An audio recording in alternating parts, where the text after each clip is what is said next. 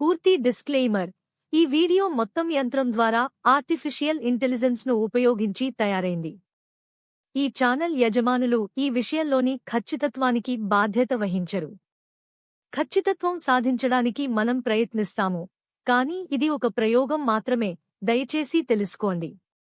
ఈ సమాచారాన్ని మీ స్వంత నిర్ణయంతో వినండి, సరైన వార్త ఛానళ్లతో ధృవీకరించండి. మీ రోజువారీ భారతదేశ వార్తల తాజా సమాచారం కోసం స్వాగతం. ఈ రోజు ముఖ్య వార్తలతో నేను మీతో ఉన్నాను. మొదట, ఒక పెద్ద అంతర్జాతీయ అభివృద్ధి. టెహ్రానును లక్ష్యంగా చేసి అమెరికా ఇజ్రాయెల్ చేసిన దాడులు ఇరాన్ యొక్క అత్యున్నత నాయకత్వాన్ని లక్ష్యంగా పెట్టుకున్నాయని నివేదికలు చెబుతున్నాయి. మింట్ మరియు ఎకనామిక్ టైమ్స్ ప్రకారం ఆ దాడుల్లో ఇరాన్ సైన్యంలో ఉన్న అనేక ఉన్నత స్థాయి కమాండర్లు మరియు అధికారులు మరణించారు.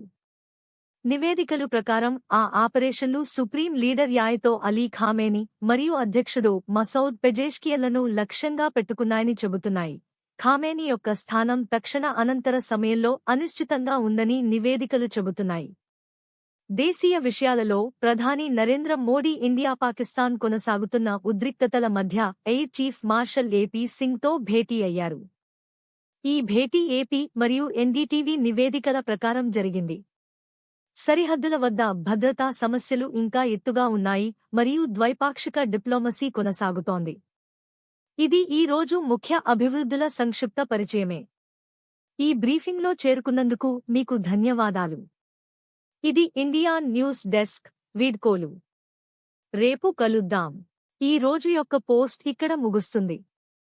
జ్ఞాపకార్థం చెప్పుకుంటే ఈ వీడియో మొత్తం ఆర్టిఫిషియల్ ఇంటెలిజెన్స్ ద్వారా తయారు చేయబడింది. ఈ సమాచారాన్ని మీ స్వంత నిర్ణయంతో వినండి, ఎప్పుడూ నమ్మదగిన వార్త ఛానళ్లతో ధృవీకరించండి. చూడటానికి ధన్యవాదాలు.